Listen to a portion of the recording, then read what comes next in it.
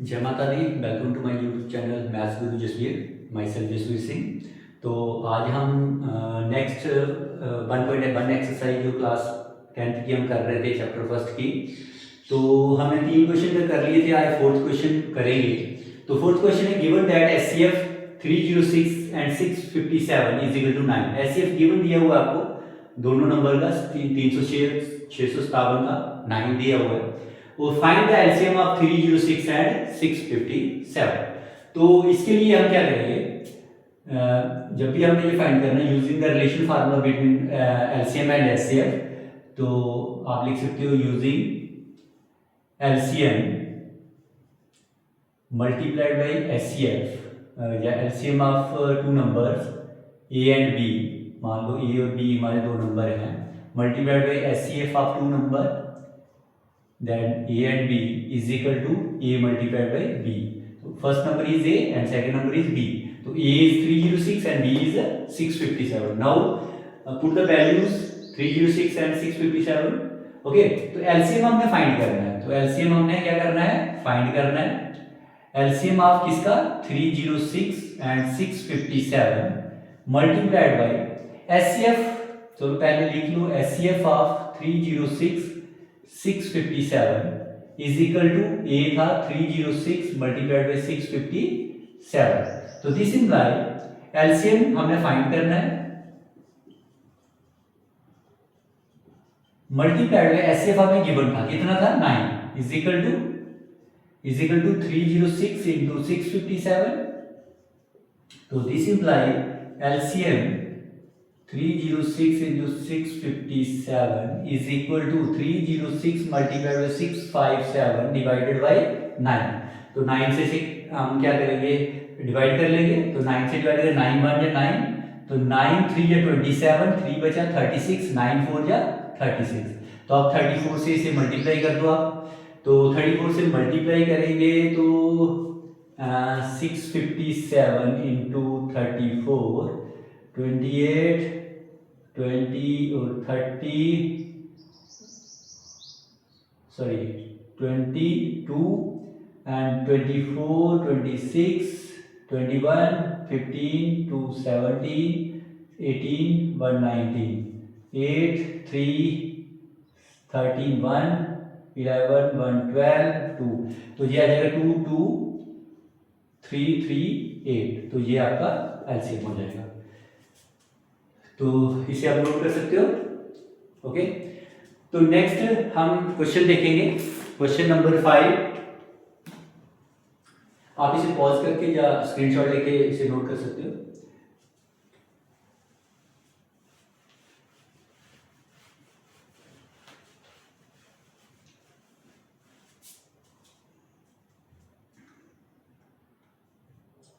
Now question number 5 है हमारा, check whether 6 raised power n, question number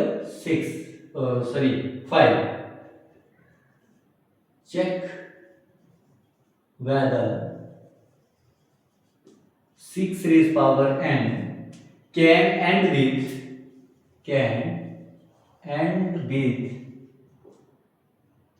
the digit 0 for any natural number n। तो सबसे पहले question समझेंगे। क्वेश्चन में बोला गया है, कहता है कि हमें ये चेक करना है कि क्या 6 की पावर n किसी भी नेचुरल नंबर के लिए वो कभी उसका जो डिजिट है वो 0 आएगा, उसका मतलब यूनिट डिजिट जो है वो 0 आएगा। तो उसको चेक करने के लिए हम क्या करेंगे, देखिए इसका एक रूल है क्या, for a number to end with the digit 0 its prime factorization must contain both 2 and 5। कहता है कि किसी भी नंबर को अगर वो 0 से एंड होता है तो उसकी जो प्राइम फैक्टराइजेशन है वो 2 और 5 आएगी ही आएगी, दोनों 2 भी आएगा और उसका 5 भी आएगा। ठीक है, तो देखिए for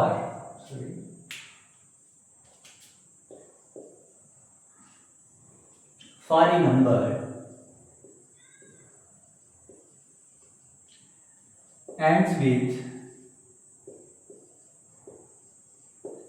digit 0,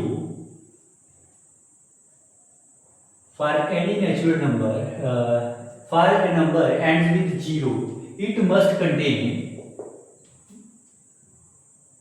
its prime factorization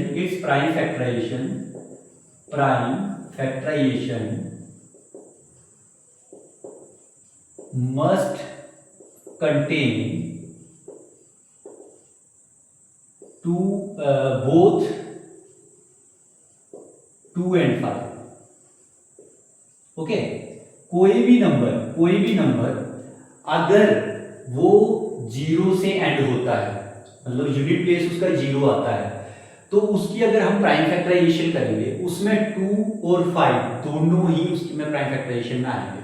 ठीक है, अगर ये कंडीशंस सेटिस्फाई करती है इसके लिए तो इसका मतलब इसके भी एंड में 0 आएगा, अगर नहीं करती है तो इसके एंड में 0 नहीं कंटेन करेगा। तो हम चेक करते हैं। तो 6 प्राइम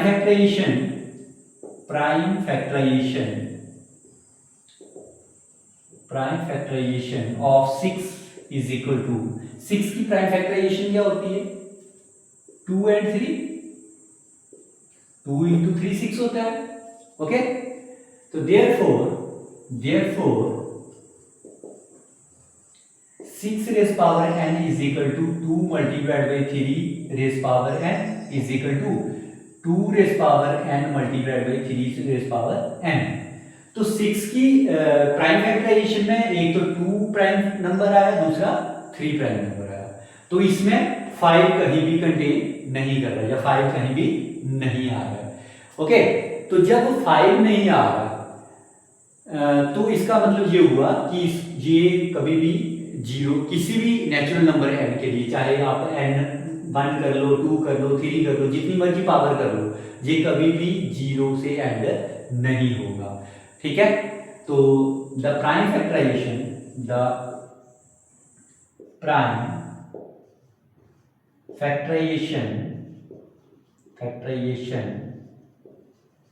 of 6 की power n does not contain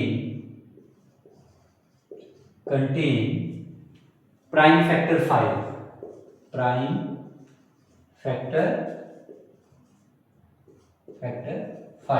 वो 5 कंटेन नहीं कर रहा है। सो इसलिए क्या होगा, 6 raised power n cannot end with the digit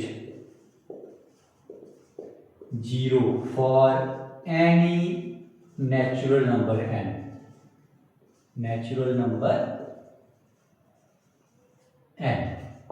okay, एक बार मैं इसको थोड़ा रिपीट कर देता हूं कि देखो 6 की पावर n का मतलब हम नेचुरल नंबर कोई भी ले, 6 की पावर बढ़ लेंगे तो 6 रहेगा, 2 लेंगे तो 36 हो जाएगा, 3 लेंगे तो 216 हो जाएगा। तो इस तरीके से हम जितनी मर्जी पावर बढ़ाते जाएंगे, कभी भी ऐसा कोई भी नंबर नहीं आएगा जिससे इसका जो यूनिट प्लेस है 0 आ सके। वो क्यों? क्योंकि उसके लिए इसकी जो प्राइम फैक्टराइजेशन होती है उसमें 2 और 5 का आना दोनों का जरूरी है। अगर 2 और 5 दोनों नहीं आते तो वो कोई भी नंबर ऐसा नहीं हो सकता जिसके यूनिट प्लेस में 0 आ सके। तो ये क्वेश्चन ठीक था। ठीक है, तो इसे आप नोट डाउन कर लीजिए।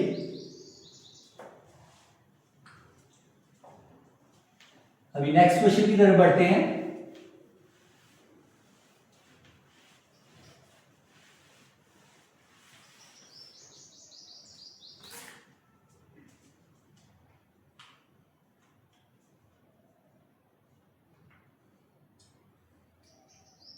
तो नेक्स्ट क्वेश्चन कहता है explain why 7, question number 6, explain why 7 multiplied by 11, 7 multiplied by 11 multiplied by 30 plus 30 and 7 into 6, 7 into 6 into 5 into 4 into 3 into 2 into 1 plus 5 are composite number, are composite number. ये क्यों composite number है? Okay, तो इसको solve करने के लिए पहले आपको कंपोजिट नंबर की डेफिनेशन पता, कंपोजिट नंबर होते हैं क्या? तो कंपोजिट नंबर क्या होता है? वो नंबर जिसमें दो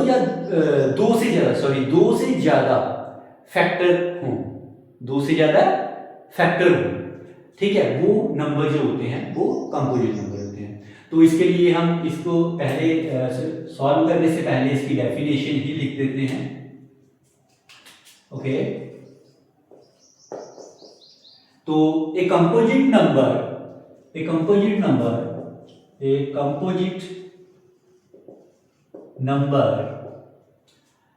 क्या होगा? Composite number has more than two factors, more than two factors, मतलब दो से ज्यादा फैक्टर होंगे, factor other than one and itself. उस नंबर खुद को छोड़ के और वन को छोड़ के अगर उसके एक्स्ट्रा फैक्टर होते हैं तो वो क्या नंबर कहलाएगा? कंपोजिट। तो अभी हम इसे चेक करते हैं कि क्या ये नंबर वन और खुद नंबर जो बनेगा उसके अलावा भी उसका कोई फैक्टर आता है। तो हम चेक करेंगे, फॉर पार्ट वन के लिए कर लेते हैं। पार्ट वन देख लीजिए, तो उसमें क्या है? 7 इंटू 11 इंटू 13 प्लस 13, तो ये क्या बन जाएगा आपका? तो दोनों में 13 अगर मैं कॉमन लेता हूं तो ये बन जाएगा 7 इंटू 11 प्लस 1 बचेगा फिर इधर, तो 13 multiplied by 7 plus 7 to 11 77 plus 1, और ये बन जाएगा 13 मल्टीप्लाइड बाई 78। तो इसके दो फैक्टर आ गए, एक तो 13 इटसेल्फ प्राइम फैक्टर है, और दूसरा एक और उसका फैक्टर बन रहा है 78 जो कि 1 के अलावा है। तो इसका मतलब क्या हुआ? इट हैज क्या है? इसमें दो फैक्टर है। It has factor other than 1 and itself, मतलब उस नंबर और 1 को छोड़ के अलग से एक फैक्टर है जो कि है 78। तो therefore so it is not a composite number, so it is a composite number। तो ये क्या है? एक कंपोजिट नंबर है। ओके, तो ये एक कंपोजिट नंबर है। कोई भी नंबर अगर उसमें 1 या उस खुद अपने नंबर के अपने आप के अलावा अगर कोई फैक्टर मिलता है तो वो एक कंपोजिट नंबर होता है। तो इसमें भी 1 तो होता ही है, 13 इंटू 1 13 ही रहता है, तो 13 और 1 के अलावा एक और फैक्टर आ रहा है उसमें 78, उसमें एक नंबर आ रहा है, इसलिए ये क्या है? कंपोजिट नंबर है। तो जैसे इसे हमने सॉल्व किया, सिमिलरली आपने इसको भी सेम तरीके से सॉल्व करना है। इसमें 5 दोनों में से कॉमन लेके बाकी मल्टीप्लाई करके प्लस 1 करके, और 5 प्राइम नंबर हो जाएगा और दूसरा एक अदर फैक्टर आ जाएगा, तो उसी तरीके से वो भी एक कंपोजिट नंबर बन जाएगा। ओके, आई होप आपको समझ आया होगा। अब नेक्स्ट क्वेश्चन की तरफ बढ़ते हैं हम।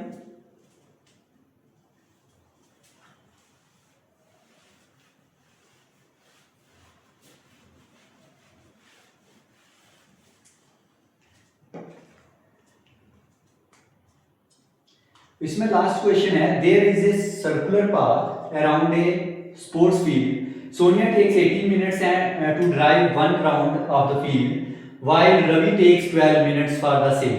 कहते हैं सोनिया, एक सर्कुलर पाथ है, उसके अराउंड सोनिया और रवि चल रहे हैं। तो सोनिया 18 मिनट लेती है एक राउंड पूरा करने में, और रवि जो है वो 12 मिनट्स लेता है। ठीक है, तो बताओ कि अगर वो सेम डायरेक्शन में चल रहे हैं तो वो एक ही पॉइंट पे, मान लो कि ये सर्कल है, ठीक है, जहां से स्टार्ट होते हैं, तो सोनिया जो है उसे हम ऐसे से डिनोट कर लेते हैं, वो भी इधर जा रही है। इसकी जो स्पीड है वो 18 मिनट्स लेती है, उसके टाइम जो टेकन करती है वो 18 मिनट्स। तो क्वेश्चन नंबर 7, तो sorry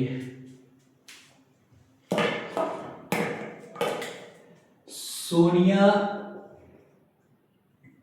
takes 18 minutes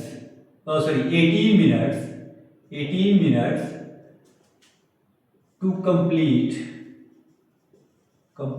one round. Okay, एक राउंड पूरा करने में 18 मिनट्स लेती है. एंड रवि, तो रवि जो है वो कितने मिनट्स ले रहा है? 12 मिनट्स ले रहा है. 12 मिनट ले रहा है एक राउंड कंप्लीट करने में. तो बताओ कि दोनों, रवि जो है वो कितने मिनट ले रहा है? रवि ले रहा है 12 मिनट. तो दोनों ऐसे चलते जाएंगे. तो फिर वापस इस पॉइंट पे, स्टार्टिंग पॉइंट पे कब मिलेंगे? ओके, तो उसके लिए after how many minutes will they meet again at the starting point? To find, तो देखिए, to find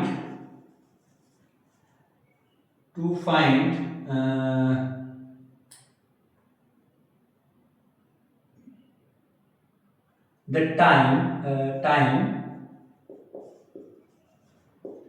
to meet at starting point, we need to find LCM. तो हमें क्या करना पड़ेगा? इन दोनों नंबर का LCM फाइंड करना पड़ेगा, जिससे हमें ये पता चलेगा कि वो कितने मिनट्स के बाद दोबारा इसी स्टार्टिंग पॉइंट पे मिलेंगे. तो अब हम पहले 12 ले लेते हैं. तो आपको पता है 12 का एलसीएम कैसे करना है आपको. 2 6 है 12, 2 3 है 6, 3 1 है 3. तो 12 के फैक्टर होंगे 2 × 2 × 3.